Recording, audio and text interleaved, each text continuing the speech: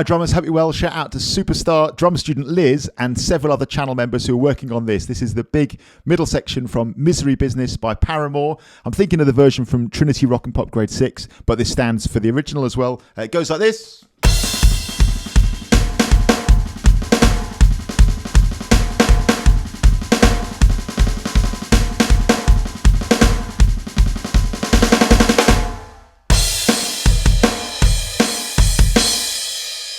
So it's a dirty big single stroke roll played with a pounding 4 on the floor bass drum.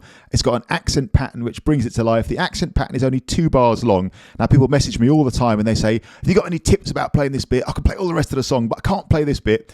And the thing with this is the trickiest moment in this tune, and it's what I think of as the distinction moment in these songs when you do these drum grades.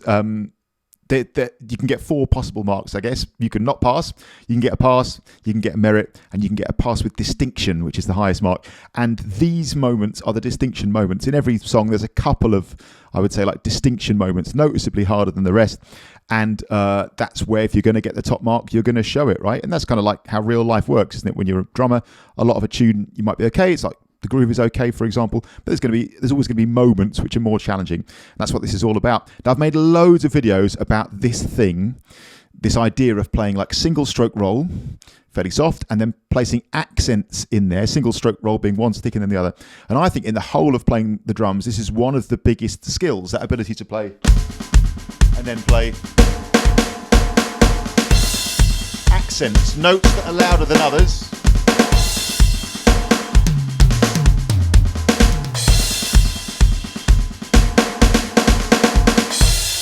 We often think about a bow diddly beat. You know, Cozy Powell's Dance with the Devil. I like playing a single stroke soaker.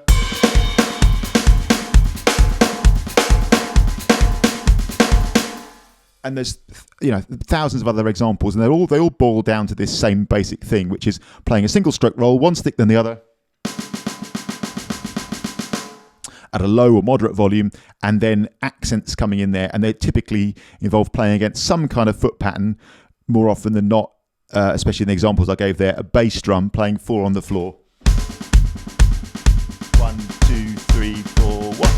And that's what this is about. But it's fast and it's challenging. There's a reason there's a number 6 on the front of this book, not a number 1 or a 2. It's hard. So, and I have to say, I'm not a fan of like hard and easy, like that terminology, because this is grade 6. We've got to give it respect. All this is something that you need to build up to. You need to earn the right to expect to play well. And the idea is here, if you're at grade 6, you'd have been playing the drums for a considerable amount of time at this point, like a few years, I guess, typically.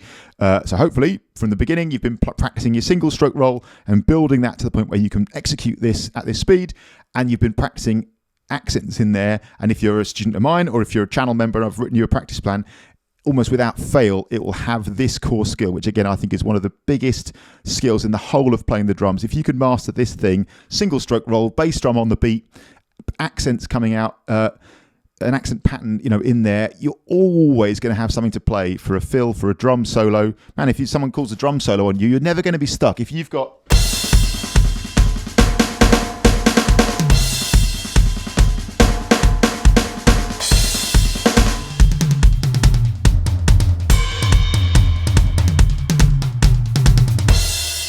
you get what I'm saying? It's not flashy or complicated, but it's single stroke roll with accent, single stroke roll with accents, and it works. Right, it's a 2-bar phrase. It goes like this: 1 E and a 2 E and a phrase starting now.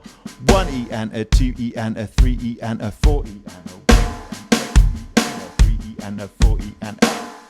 So you've got the first bar, which is just the accent on beat 1 with the right stick if you're right-handed.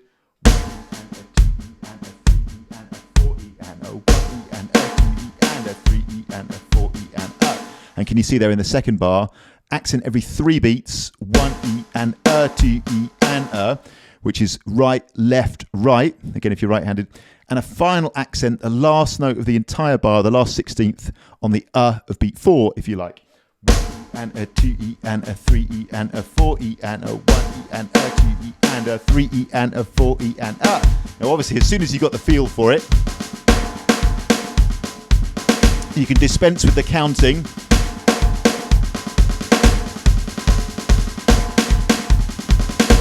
And start to build the thing up. Remember, I think people get very confused about counting sometimes. For me anyway, counting is just a way of figuring things out. It's your candle in the dark at the beginning when things are confusing. It allows you to sort of program it in and label each note. As soon as you know it, as soon as you learn a phrase and you start to build up musical flow, if you've got it, you can then dispense with the counting at that point. Drummers don't sit on stage going, 1 again, 2 again, 3 again, 4 again, 1 again, 2 again. Like, of course not. But it's a place to start. It gets it in your head in the first place. Then the work starts. The reps will take you from that beginning point of counting something out and understanding it to the point where you're playing.